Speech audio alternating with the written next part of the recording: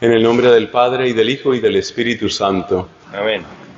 Dios te salve María, llena eres de gracia, el Señor es contigo. Bendita tú eres entre todas las mujeres, y bendito es el fruto de tu vientre, Jesús. Santa María, Madre de Dios, ruega por nosotros pecadores, ahora y en la hora de nuestra muerte. Amén. En el nombre del Padre, y del Hijo, y del Espíritu Santo. Amén. Bueno, es un placer participar de esta jornada y me ha correspondido comentar sobre el globalismo. Una realidad o una palabra que en sí misma es ambigua para nosotros católicos. ¿En qué sentido? Si nosotros nos vamos a los capítulos finales, tanto del Evangelio de Mateo como del Evangelio de Marcos, encontramos una consigna globalista. Es el globalismo cristiano, el globalismo de la evangelización. Porque dice nuestro Señor Jesucristo a sus apóstoles, y en persona de ellos, a toda la iglesia, dice Cristo: vayan a todas las naciones, enséñenles a guardar lo que yo les he enseñado, bauticen en el nombre del Padre, y del Hijo, y del Espíritu Santo. Así lo tiene San Mateo. San Marcos lo expresa de un modo, si se quiere, más audaz. La traducción usual en castellano dice: llevad el Evangelio a toda la creación. Una expresión que siempre me hace recordar, especialmente a aquellos santos que han evangelizado a los pájaros, como San Francisco de Asís, o a los peces, como se cuenta de San Antonio de Padua. Llevar el Evangelio a toda la creación. Esto nos está indicando que hay una consigna global, hay una consigna cósmica incluso, que es propia de nuestra fe cristiana. Hasta el punto que un cristianismo que se achica, un cristianismo que se acompleja, que se autolimita, supone siempre una traición al querer de Cristo. Esto debemos tenerlo claro. Automáticamente esto nos pone en un contexto muy interesante, porque hoy hay otros globalismos. Entonces, hasta cierto punto, de lo que se trata no es de simplemente frenar o eliminar el globalismo actual, sino entender el momento presente y saber qué es lo que nosotros queremos brindar, qué es de provecho, qué es útil en el globalismo actual, pero también qué está en contraste o en abierta oposición con el Evangelio de Jesús. Con esto quiero decir que el tema no es tan sencillo como decir: paremos el globalismo. No es algo tan sencillo. Es mucho más un tema de discernimiento, de caridad, de sabiduría y de audacia. Por ahí va, al parecer, este tema del globalismo. Es decir, tenemos que empezar por preguntarnos cuál globalismo es el que queremos. Para ubicar nuestro tema, conviene recordar algunos ejemplos históricos y algunos ejemplos bíblicos. Ejemplos históricos de globalismo. En la época en que nació nuestro Señor, en aquel tiempo, había una forma de globalismo, por lo menos en Europa y el Mediterráneo, que era conocido o es conocido en la historia como la Pax Romana. Es el triunfo de un cierto modelo, a la vez económico, político y cultural, con características que resultan sorprendentemente cercanas a algo de lo que estamos viviendo hoy. Los romanos habían encontrado un modelo que incluía a la vez la fuerza y la tolerancia. Habían encontrado una forma de manejar la diversidad de culturas y de religiones y a la vez tener una red, tanto física de caminos, como una red de intercambio cultural. Entonces, ese es un ejemplo, un cierto ejemplo de globalismo. Y no se nos debe olvidar que uno de los grandes entre nuestros santos de primera hora, el apóstol San Pablo, aprovechó lo que podía darle ese globalismo.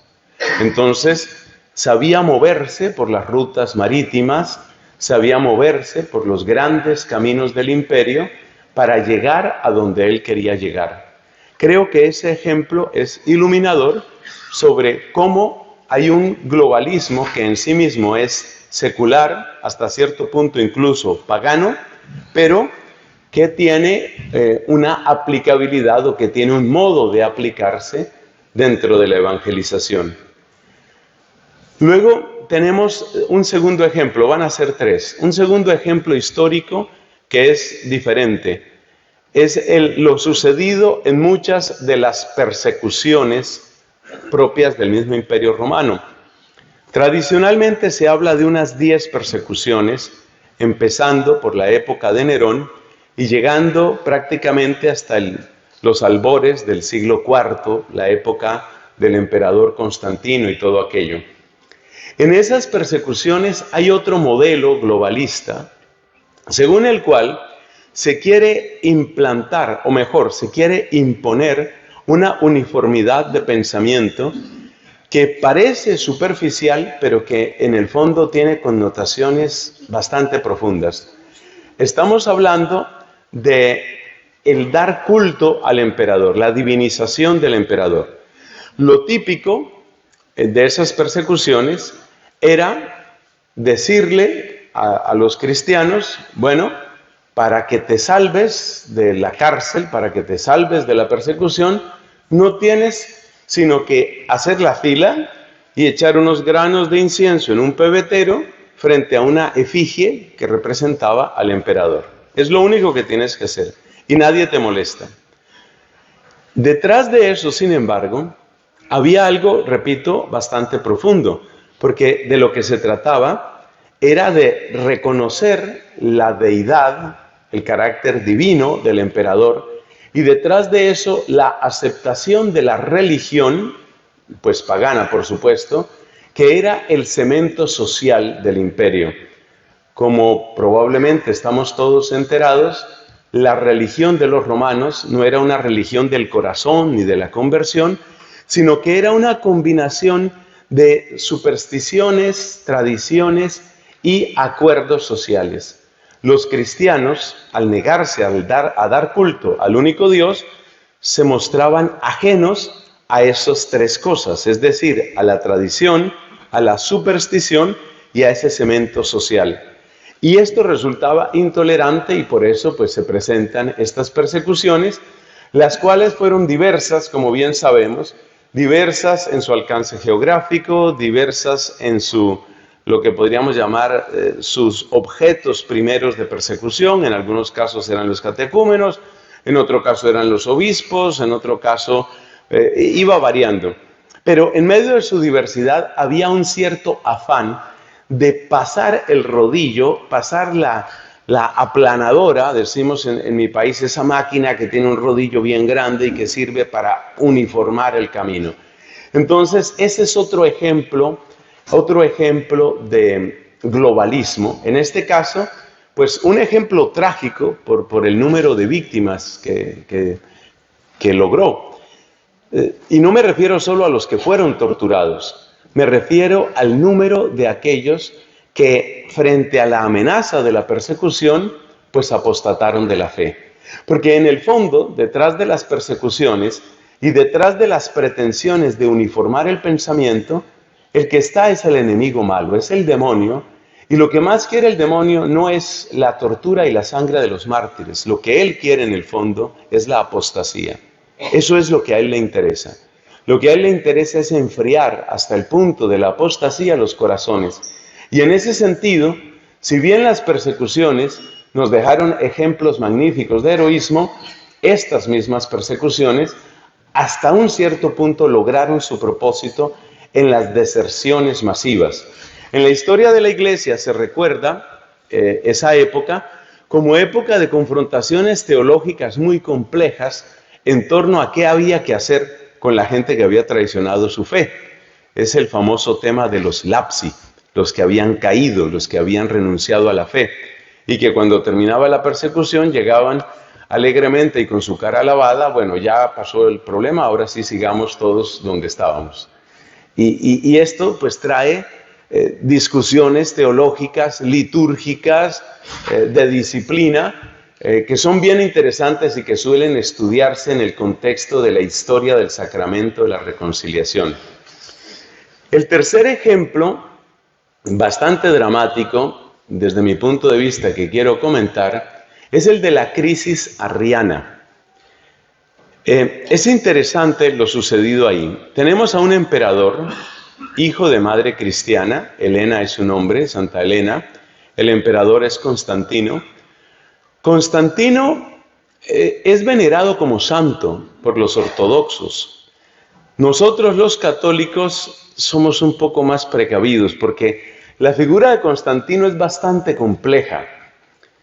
¿Qué quería exactamente Constantino cuando convoca el concilio de Nicea? No olvidemos que fue él quien convocó ese concilio, año 325. ¿Qué quiere Constantino con ese congreso, con ese concilio? ¿Cuál es su interés ahí? Y ahí, bueno, si leemos historiadores de distintas vertientes, hay todas las versiones. Desde los ortodoxos, como ya lo he descrito, que tienen esa idea de que este hombre pues era realmente de corazón, un cristiano, hasta otros que se sonríen y dicen, mira, era simplemente un político, y un político pragmático que lo que estaba buscando en el fondo era evitar tensiones intestinas que hubieran debilitado al imperio en un momento bastante complejo de la política del mismo imperio. Pues este hombre, como sabemos, pues es el que traslada la capital, traslada el centro de gravedad de Italia a Constantinopla, a la que da también su nombre, la ciudad de Constantino. Pero detrás de este traslado geográfico hay toda una problemática de luchas intestinas, de peleas, de batallas que están marcando, que son como los mojones dentro de la vida de Constantino.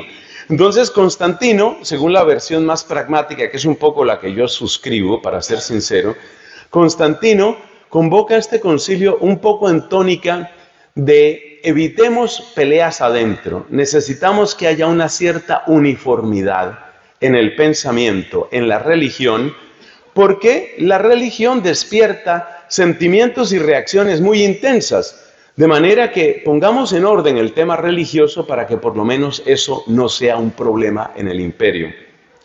La razón por la que creo que él obraba de un modo principalmente pragmático es que el concilio de Nicea, con el liderazgo de este diácono en aquel momento, diácono ungido realmente del Espíritu Santo, San Atanasio, y con el testimonio de muchos mártires, pues había dicho de modo completamente claro, podríamos decir apodíctico, había dicho, la doctrina de Arrio, es decir, la negación de la divinidad de Cristo, es incompatible con nuestra fe. Hay que decir que Arrio había logrado una manera de expresar la fe cristiana sumamente atractiva, no solamente para los venidos del judaísmo, sino también para los venidos del paganismo. Es un tema fascinante en la cristología, ver cómo el arrianismo tenía una capacidad de acogida cultural mucho mayor que la fe propiamente católica, que a veces es tan difícil de enunciar, aquello de un Dios, tres personas, dos naturalezas en Cristo, una sola persona. De hecho, pues en Nicea no se resuelven todos esos problemas. Pero el arrianismo es muy atractivo, porque el arrianismo, y esto es interesante cuando se conecta con el mundo actual, el arrianismo siempre será muy atractivo.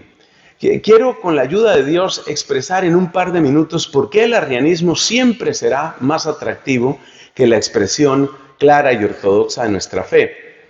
Resulta que Arrio, en su versión final y luego en sus seguidores, lo que viene a plantear es una especie de versión de la fe en la que todos caben. El mundo pagano encontraba mucho más fácil aceptar un Cristo que era una especie de gran poder, un poder que está claramente por encima de nosotros, los seres humanos, un gran poder que es superior a nosotros, pero que es inferior a Dios. Es decir, esto se parecía mucho a las teogonías, que ya eran muy familiares a los oídos paganos, y se parecía mucho a los panteones, el de la cultura griega o el de la cultura romana. Es decir, era algo que encajaba bien en el mundo pagano. Y encajaba muy bien en el mundo judío, porque nada más negar que el Hijo merece la misma gloria que el Padre, y por tanto negar que el Hijo es de la misma naturaleza del Padre, nada más negar eso, la mayor parte de las discusiones con los judíos desaparecían.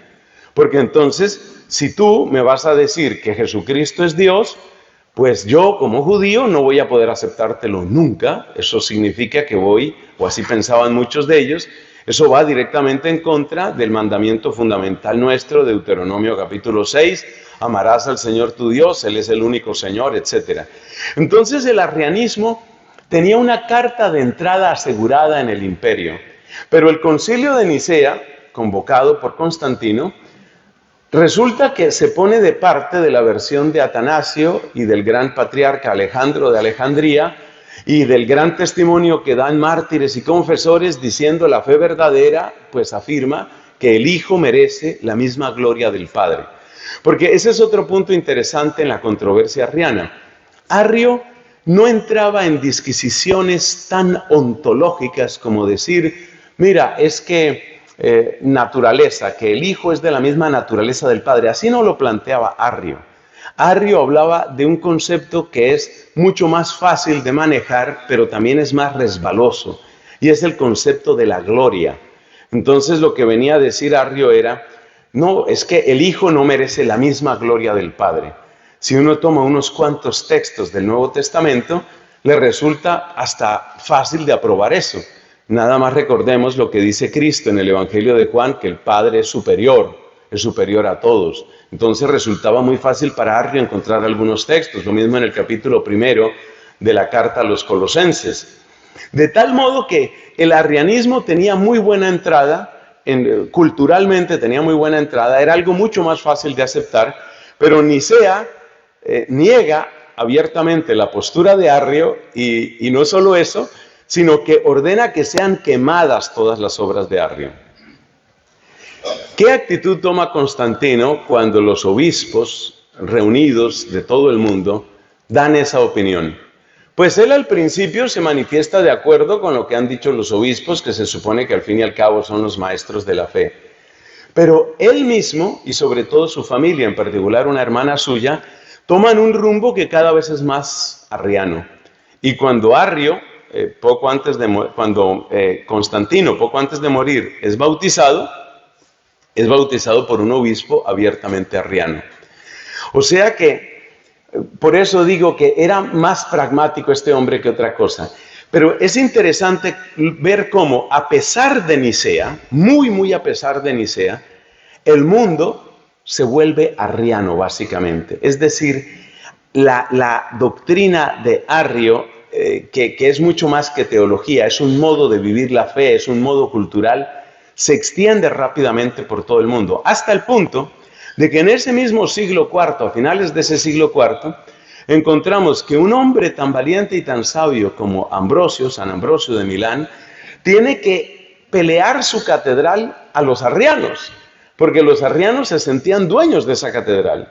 Y por cierto, hablando de anécdotas, esa valentía de Ambrosio fue uno de los elementos fundamentales en el proceso de conversión de Agustín, que se dio cuenta que había un obispo que estaba dispuesto a hacerse matar por la fe verdadera. Es una cosa impresionante.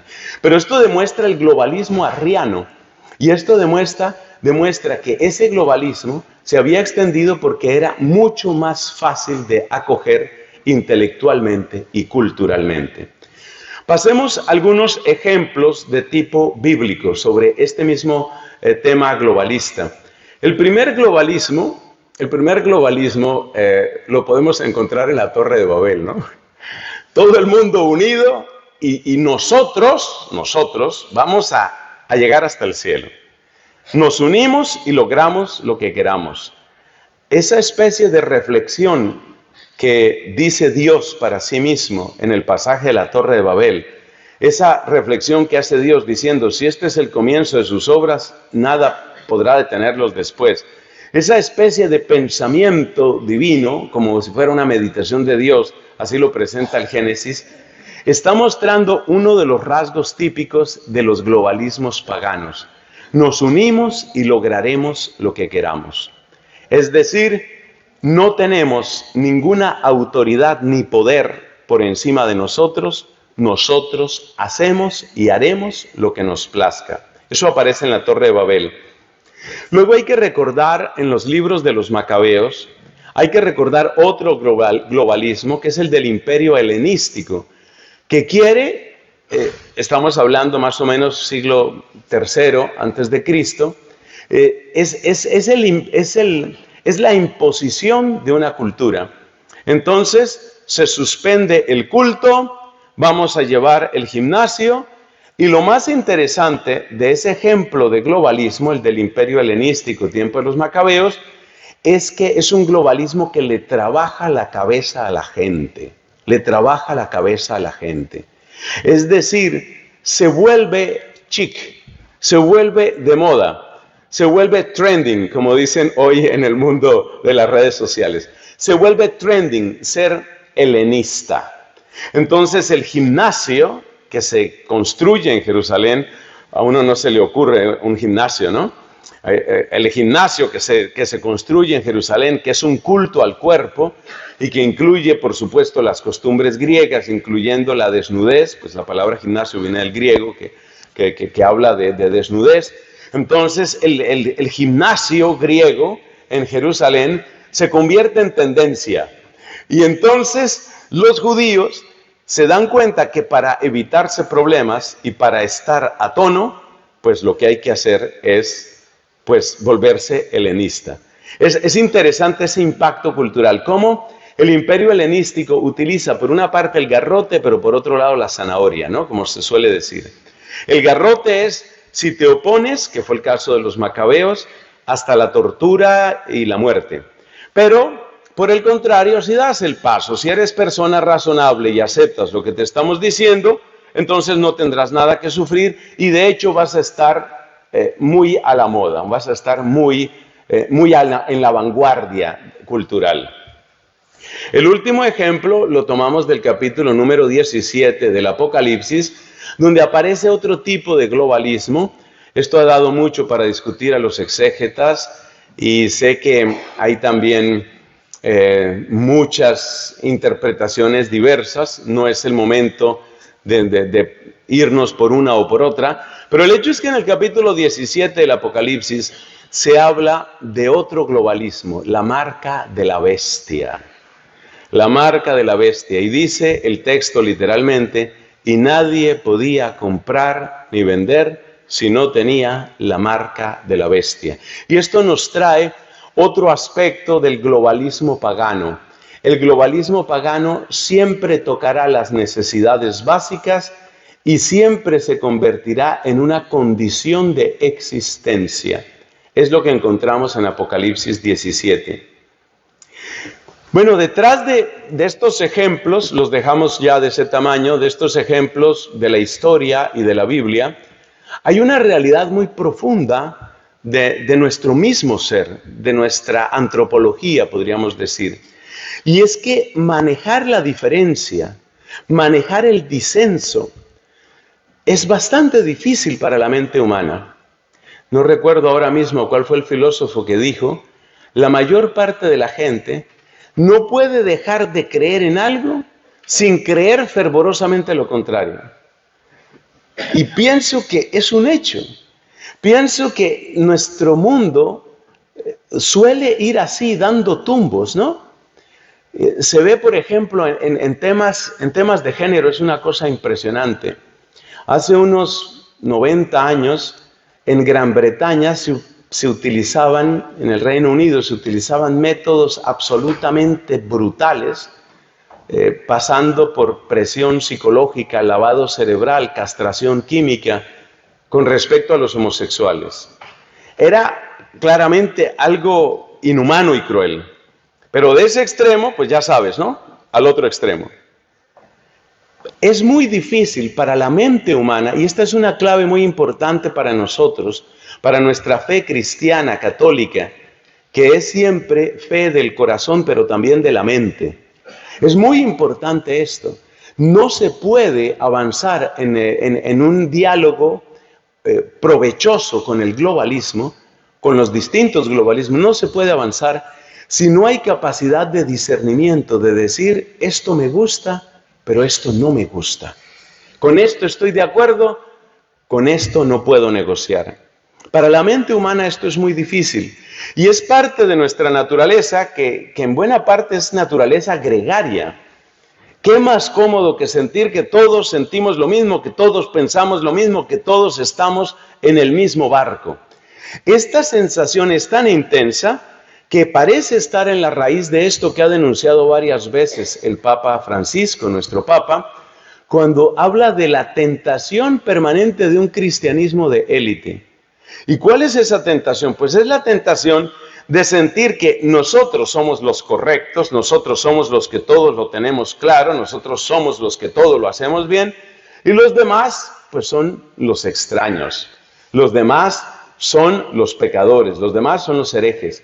Es muy difícil mantener una mente suficientemente abierta como la del mártir San Justino para decir, hay cosas con las que no estoy de acuerdo, pero hay semina verbi en ti. Y el verbo pues es Cristo. Hay presencia de Cristo también en ti. Eso es muy difícil para la mente humana, es algo muy complejo. O sea que detrás de este tema del globalismo hay cuestiones antropológicas y filosóficas de cierto calado.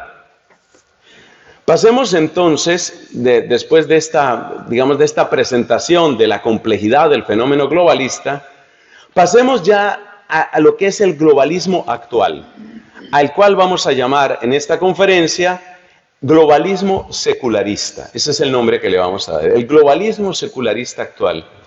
Después vamos a analizar un poco cuáles son las condiciones de posibilidad para ese globalismo, es decir, qué le ha dado fuerza y cómo se autoalimenta o retroalimenta. Luego, posibilidades, caminos que se han mostrado estériles y terminaremos con algunas razones de esperanza. Entonces, brevemente, porque creo que es algo que se trata de distintos modos en estas jornadas, brevemente recordemos algunos elementos del globalismo secularista. Atención que el adjetivo es clave. No atacamos sin más al globalismo. En este caso queremos hacer un discernimiento específicamente sobre el que llamamos globalismo secularista actual. Se nota, se detecta, es la primera característica que hay que destacar, se nota este globalismo secularista en lo que podemos llamar la clonación de agendas legislativas. Los países se apresuran a copiarse unos a otros las mismas leyes. Apenas el año pasado se eligió en Colombia a un presidente de izquierda o extrema izquierda o radical izquierda, cada uno lo evaluará de distintas maneras. Apenas en mi país se eligió este presidente, o mejor dicho, a las pocas semanas, ya estaba diciendo, necesitamos un ministerio de igualdad como el que tienen en España. Es decir, es a repetir, es a clonar las mismas leyes, que si aquí este país, por ejemplo mi país, Colombia, tiene la desgracia de una de las peores legislaciones pro eutanasia. Parece increíble que algo así suceda en Colombia, pero es así. Nuestra legislación pro eutanasia es peor que la de Francia, peor que la del Reino Unido, peor que la de España. Bueno, estamos un desastre en eutanasia en Colombia.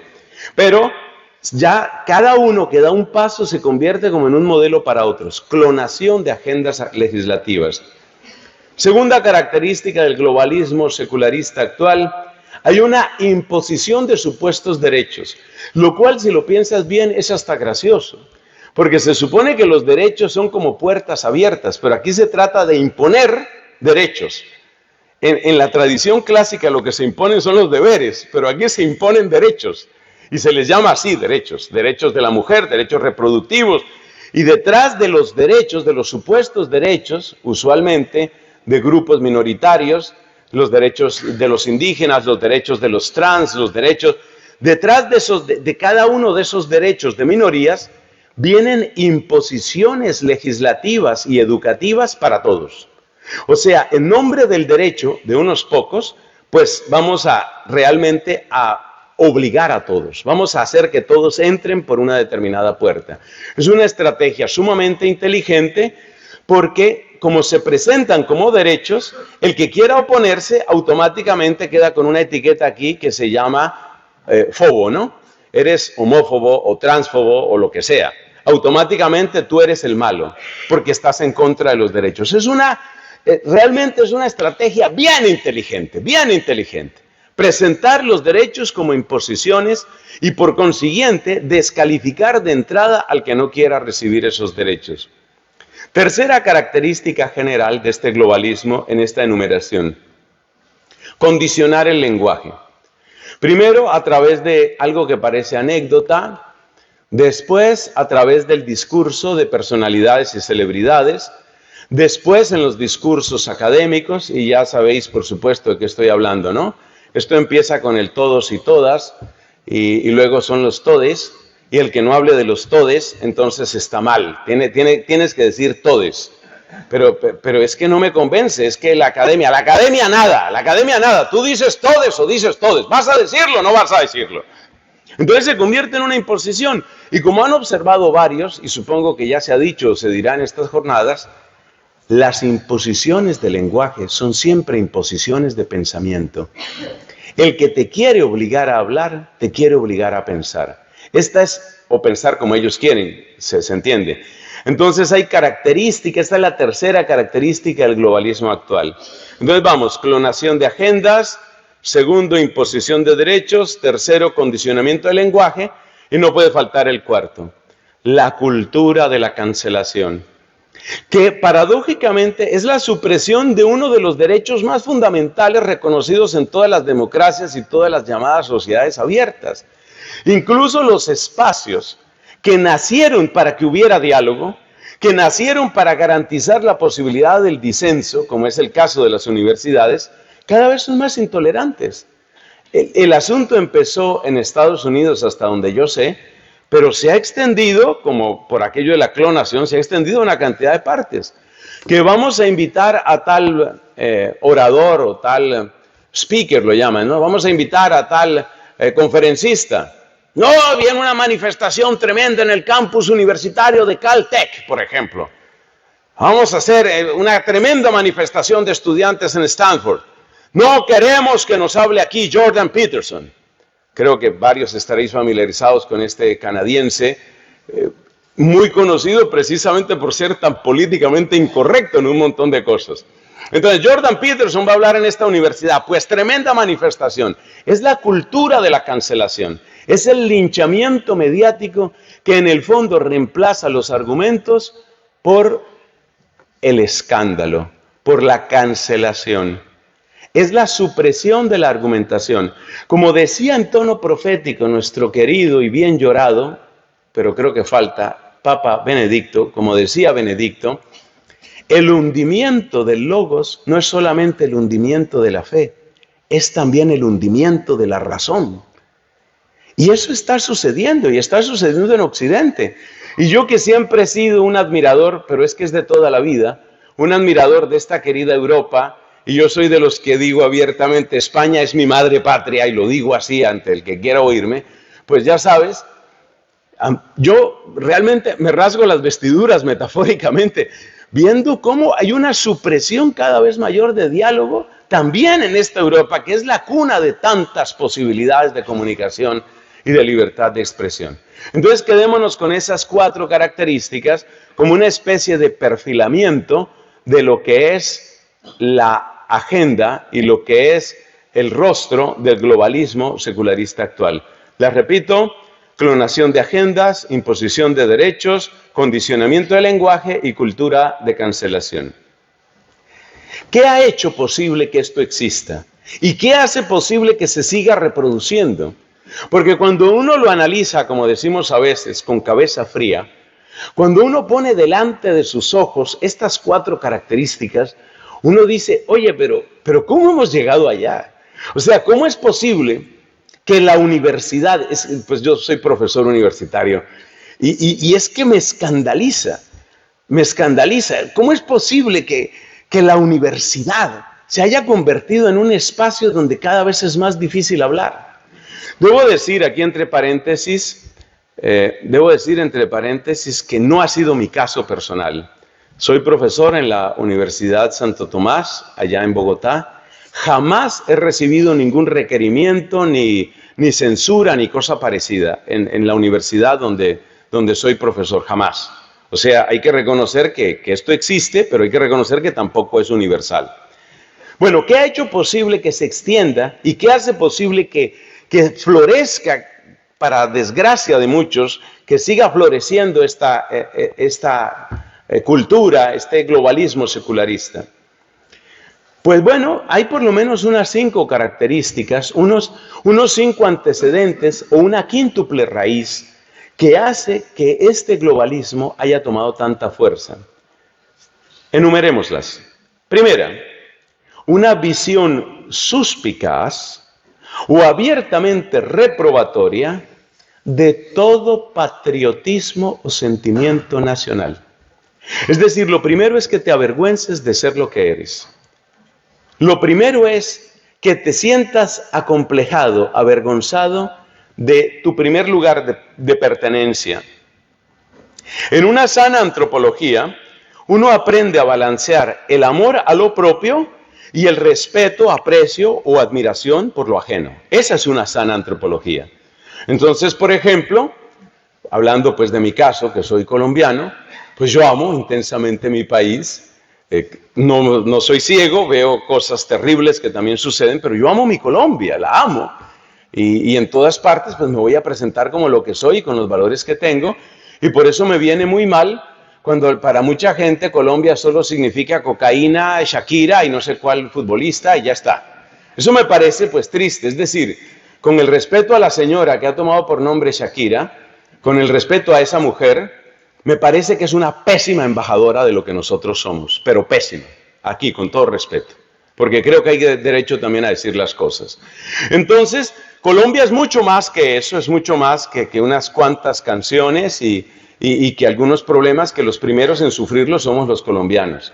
Entonces, yo amo mi país, pero eso no me permite, sino que al contrario me abre para admirar muchas otras cosas de muchas otras culturas. Mi doctorado pues lo hice en este ambiente irlandés, allá en Dublín, fue donde tuve que hacer mi doctorado, vivo agradecido con Irlanda. Ya les he comentado de mi amor por España. Esa creo yo que es una sana antropología.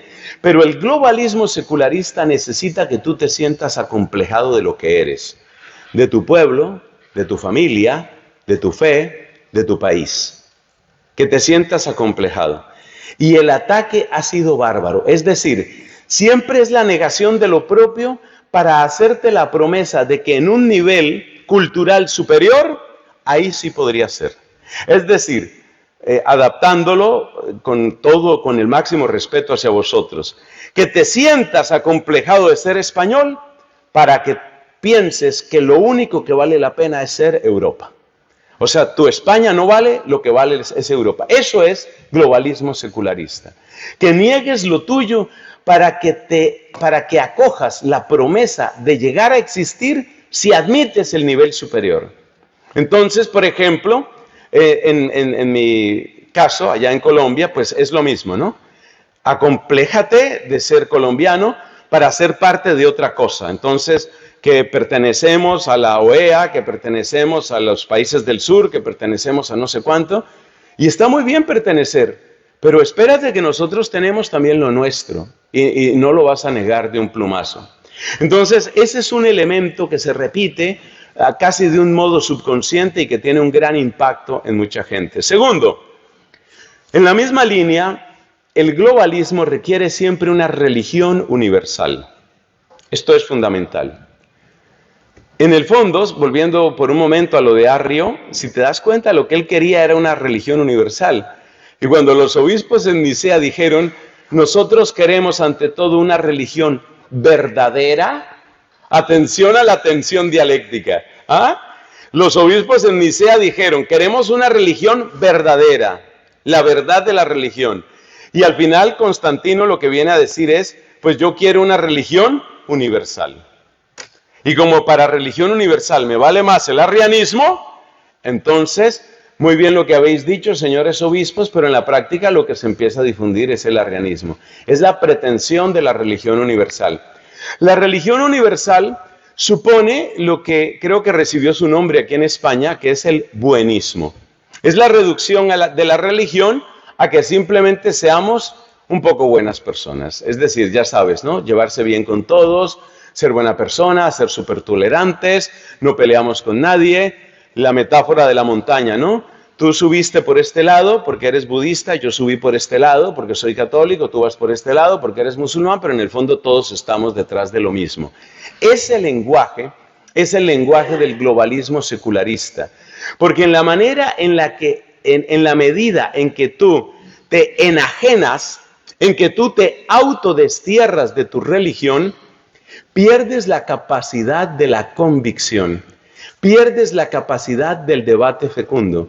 Ya lo único que interesa es tener fotos muy amables, encuentros donde no haya desencuentros y ya está arreglado todo. Tercero, es muy importante para este globalismo secularista erosionar las instituciones intermedias.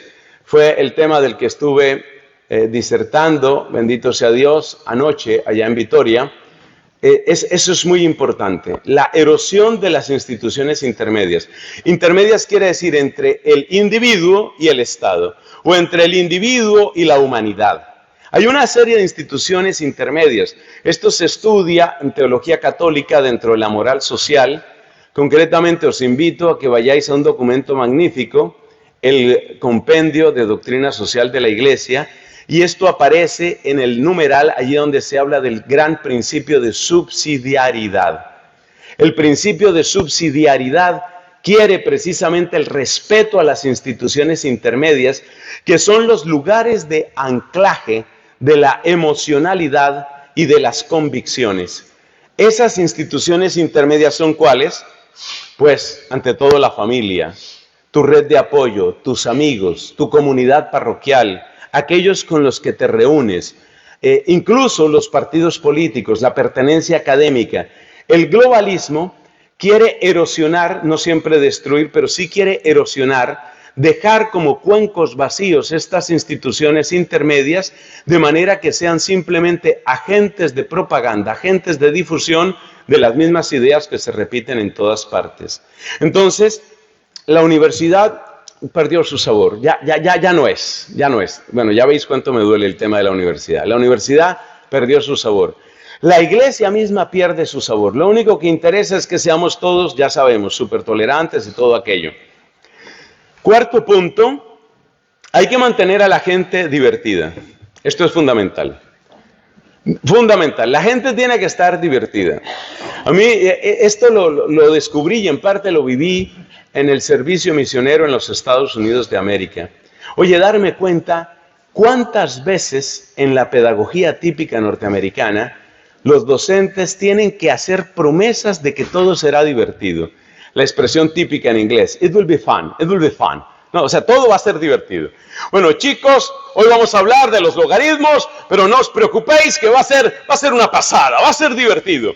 Y ahora vamos a hablar de Carlos III, pero un momento, atención, que lo mejor viene después. Esto va a ser fantástico. Todo tiene que ser fantástico, todo tiene que ser divertido, todos tenemos que mantenernos, buena onda.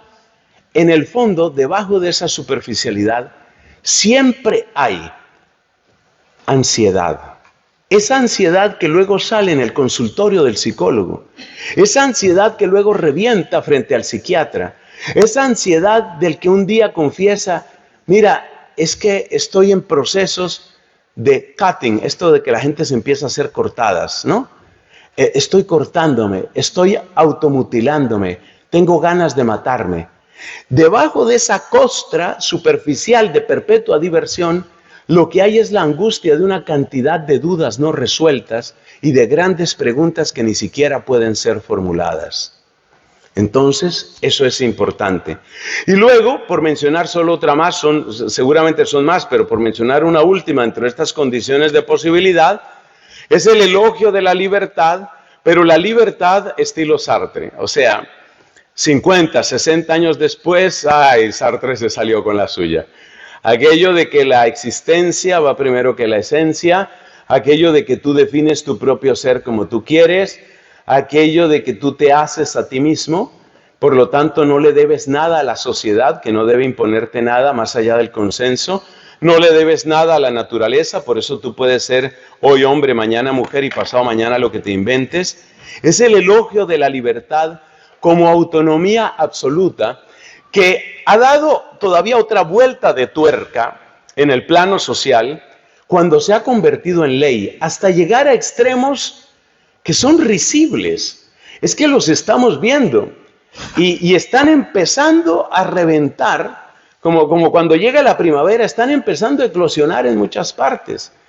Es noticia de hace unos pocos meses que la Federación Femenina de Ciclismo dijo, pues hay que cambiar las normas. ¿Cuáles normas? Resulta que en el ciclismo británico, si un hombre se declaraba mujer y presentaba niveles bajos, típicos de las mujeres, niveles bajos de testosterona, los que son propios del organismo femenino, durante 2 años, pues ya podía participar en competencias de mujeres.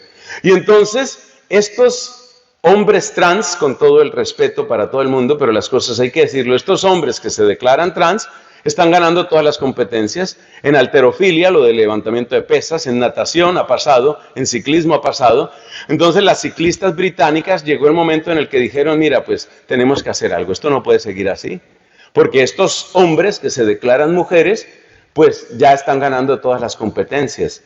Y hay fotos bastante icónicas de lo que esto representa. Entonces, es la autocreación. Entre sus últimos escritos, Benedicto denunciaba esto, ¿no? El peligro de la autocreación, incluso hasta el plano biológico. Entonces, no me siento mujer, pues nada más que hacer, a quitarme los senos y ya está, y entonces ya empecé. Es lo que algunos han llamado la legoantropología. ¿Conocéis los legos, no? Estas piezas. Entonces, la legoantropología consiste, perdón que se oye muy brutal, pero es que la realidad es más brutal. Entonces, le quitamos el par de senos, quedó hombre. Le ponemos un miembro, quedó hombre. O lo contrario, ¿no? Le ponemos senos, quedó mujer. Pero oye, espérate que es más complejo y de hecho es mucho más rico y es mucho más bello el misterio de lo humano. Entonces, el elogio absoluto de la autodeterminación es la ideología que finalmente abre las puertas para ese globalismo secularista. Caminos que se han mostrado estériles. Frente a esta situación, que para muchos de nosotros adquiere el rostro de una especie de invasión cultural, de una especie de totalitarismo, y es que lo es, porque lo es. Frente a esta invasión y este totalitarismo, hay respuestas que, hay que decirlo abiertamente, no son suficientes y no son conducentes. Por ejemplo, podemos caer en un exceso de diagnóstico, que es un poco hablar en contra de mí mismo, porque es un poco lo que yo hago en muchos escenarios, ¿no? Pero cuidado con el exceso de diagnóstico, es decir, con que nos dediquemos solo a estudiar y a estudiar el tema, estudiar y estudiar, pero si no hay acciones que sigan, ese solo estudio conduce a otro elemento autodestructor, que es la amargura, el lamento, el pesimismo o la nostalgia, tiempos aquellos en que sí había, pero ya no hay. Hubo. Y empezamos a conjugar el verbo en todos los pluscuamperfectos. Hubo. Si hubiera habido, habría habido, si hubiese, pero como no hubo. Entonces, entramos en unas nostalgias que también son estériles, que no van muy lejos. O sea, que uno tiene que sentirse golpeado, yo creo que es natural. Santo Tomás de Aquino dice que el que no siente ira, pues está cometiendo un pecado, si no se siente ira frente a ciertas cosas. O sea que sentir ira o sentir tristeza, lo estudia él en el Tratado de las Pasiones, sentir ira o sentir tristeza no solo es natural, no solo es connatural a nosotros, sino que es incluso un deber en ciertos momentos. Pero cuidado con que nos quedemos solo ahí, eso es estéril. La idolatría idealizada del pasado, el utilizar experiencias culturales o cultuales como un simple refugio emocional. Por supuesto que hay muchísimo que debe valorarse, muchísimo que debe valorarse del pasado. El peligro, y es lo que yo llamo aquí camino estéril, el peligro es convertir a ese pasado en un refugio emocional. Es decir, utilizar cámaras del tiempo en donde todo parece que sigue igual. Y luego ir por el mundo, esta metáfora es de Sartre también, como con un paraguas que no me toque la lluvia cultural, y entonces voy así de un refugio a otro refugio como si no hubiera pasado nada. Bien es lema de estas jornadas, vida pública. Nosotros, católicos, no estamos llamados a vivir solamente en refugios emocionales, que necesitamos espacios propios para un poco desahogarnos y para rehacernos y para formarnos.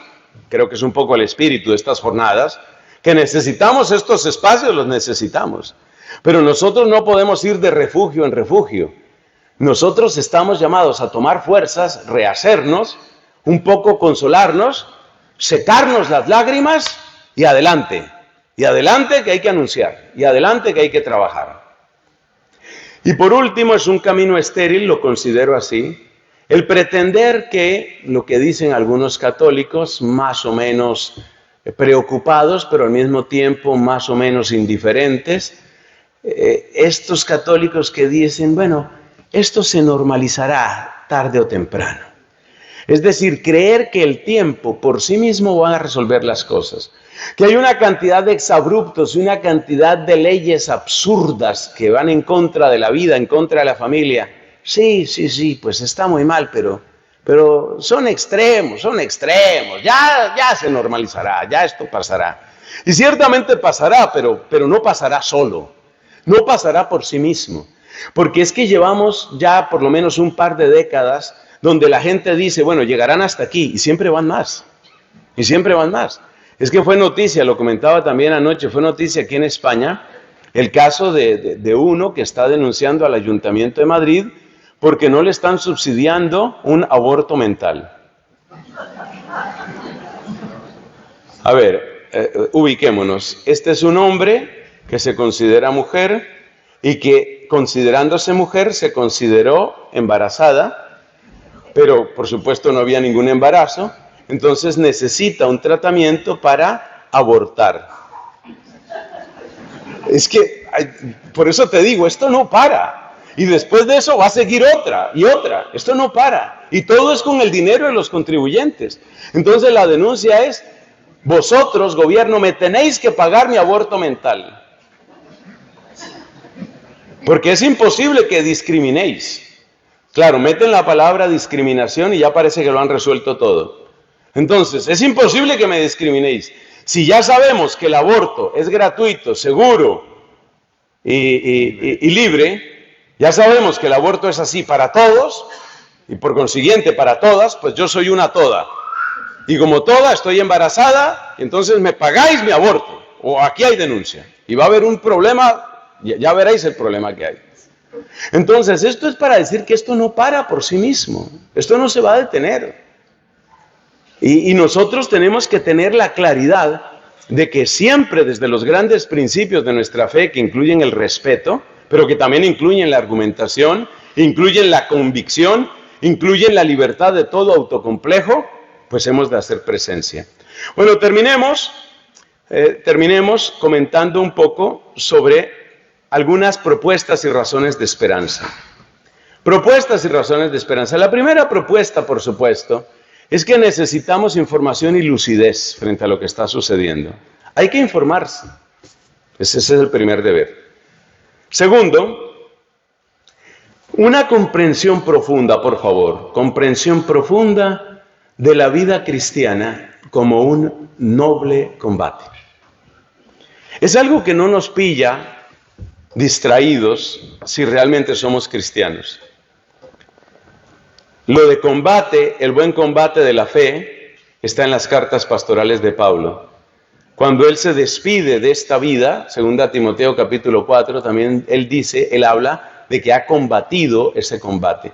Es decir, hay que volver a la espiritualidad, a una sana espiritualidad de la militancia, del combate. Entender que eso es propio. Y hay un texto que es tan perfecto que lo voy a leer de la primera carta de Pedro, capítulo 4, versículos del 6 al 10, porque estamos llegando al final de esta reflexión y creo que es el texto exacto. Humillaos bajo la poderosa mano de Dios, para que Él os exalte a su debido tiempo, echando toda vuestra ansiedad sobre Él, porque Él tiene cuidado de vosotros. Sed de espíritu sobrio, estad alerta. Vuestro adversario, el diablo, anda al acecho como león rugiente buscando a quien devorar. Pero resistidle, este es el versículo que más me gusta este texto, 1 Pedro 4, versículo 9. Resistidle firmes en la fe, sabiendo que las mismas experiencias de sufrimiento se van cumpliendo en vuestros hermanos en todo el mundo. 1 Pedro 4:9. Resistid al poder del mal, sabiendo que las mismas experiencias de sufrimiento se van cumpliendo en vuestros hermanos en todo el mundo. Cuando yo escucho de los mártires recientes de ISIS, cuando yo escucho lo que han pasado nuestros hermanos en Irak, o en Nigeria, o en el norte de la India, o en Nicaragua, cuando yo veo lo que están pasando, eso es 1 Pedro 4:9. Y termina diciendo, y después de que hayáis sufrido un poco de tiempo, eso no te lo economiza Dios. Y después de que hayáis sufrido un poco de tiempo, el Dios de toda gracia que os llamó a su gloria eterna en Cristo, Él mismo os perfeccionará, afirmará, fortalecerá y establecerá. O sea que sí hay cuota de sufrimiento, eso no nos lo va a economizar Dios, pero el mismo Dios da esa gracia. Y hay una generación de santos que ya está en camino. No es que va a venir, es que ya está en camino. Yo tengo la impresión en el servicio misionero que presto y en la oportunidad que me ha dado Dios de ir a tantos países, desde el Asia y Europa y toda América y bueno, tantos lugares, yo tengo la impresión de que yo he conocido santos y santas así en la carne y los he tratado. Tengo esa impresión. Más elementos de esperanza. Hay que valorar la semilla recibida. Por favor, recordar siempre estos dos textos. El primero de la primera carta de Juan, el segundo del Evangelio de Juan. Dice la primera carta de Juan, el que está en vosotros es más fuerte que el que está en el mundo. Eso no se puede olvidar nunca.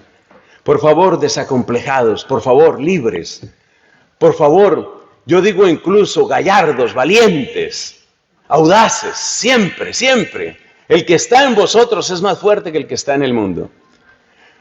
Tuve ocasión, una experiencia muy bella, esto solo me ha pasado una vez en la vida. Estaba en un encuentro de sacerdotes en Guayaquil, Ecuador, y cuando llegó el momento de la comida, pues ahí nos sentaron en cualquier orden, y se dio el caso, que para mí es único, de que a mi izquierda y a mi derecha, pues estaban dos sacerdotes, era un encuentro sacerdotal, y ambos eran exorcistas aprobados por la diócesis, por supuesto, la arquidiócesis de Guayaquil.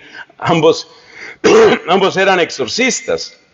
He tenido la conversación más interesante en esa comida con este par de exorcistas.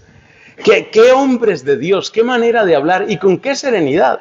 Hablando de cómo se hace un exorcismo, pues según los ritos, no cualquier cosa, pues no cualquier oración, sino cómo se hace, cómo se preparan ellos, la importancia del sacramento de la confesión para ellos, las oraciones previas, la gente que acompaña.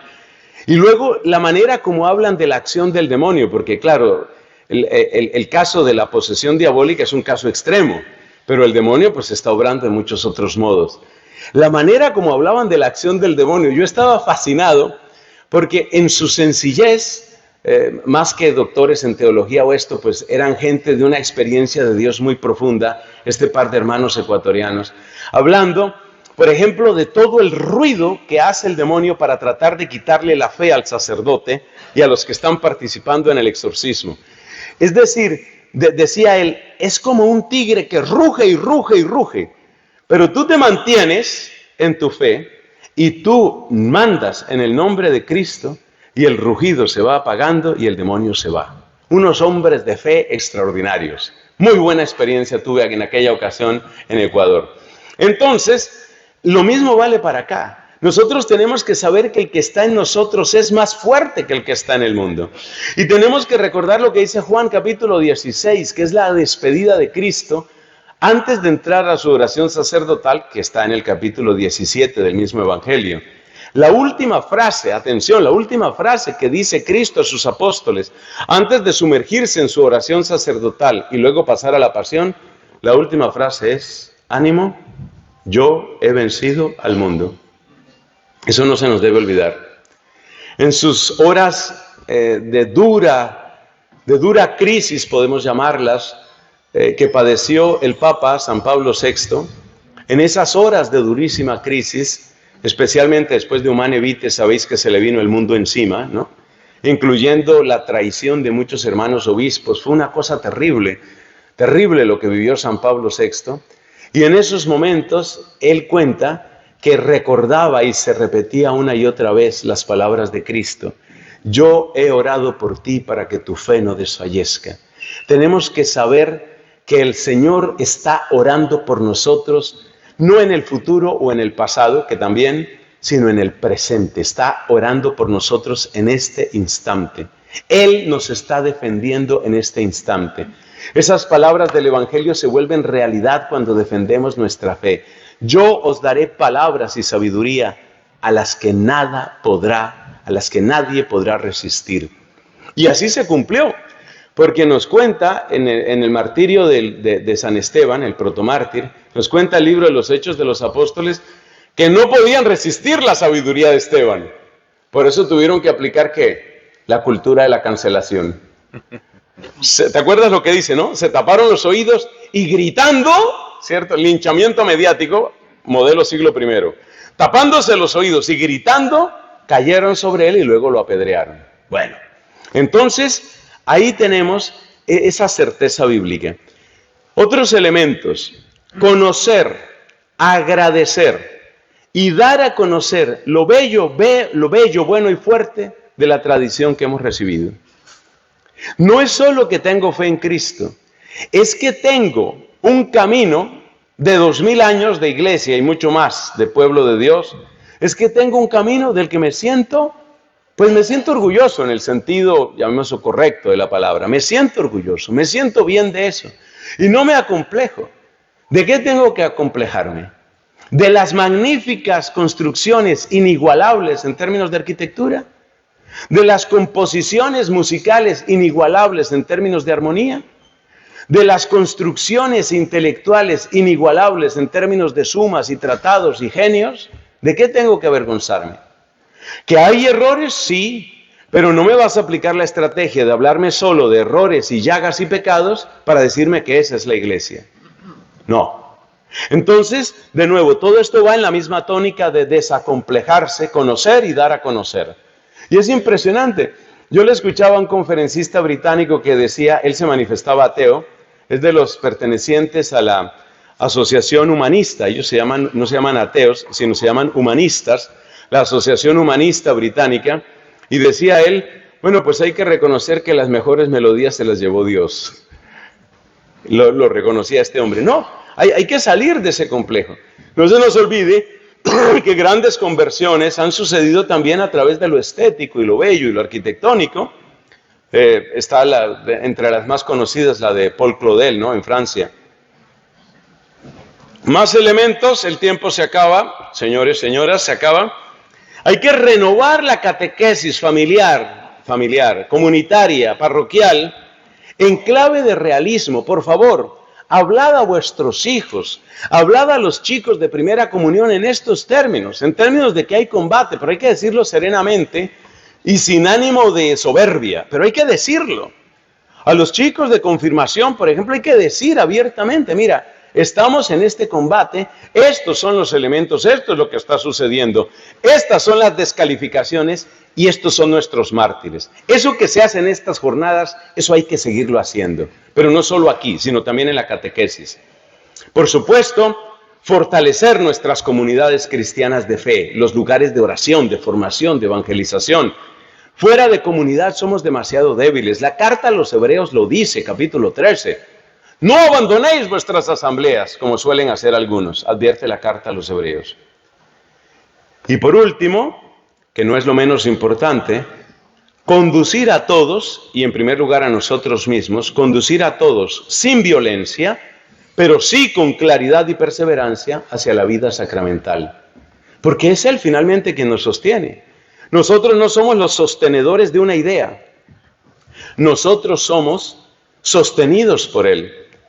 Como decía hermosamente, y con esto termino, como decía hermosamente un sacerdote, cuando yo levanto la hostia consagrada en la misa, no soy yo el que le tiene, es Él el que me está sosteniendo. Eso que dijo aquel cura, este bendito cura, vale para cada uno de nosotros. Aunque somos nosotros los que vamos a la adoración y somos nosotros los que participamos de los sacramentos, es Él el que nos sostiene. Gracias por vuestra atención. Gloria al Padre, al Hijo y al Espíritu Santo. Como era en el principio, ahora y siempre, por los siglos de los siglos.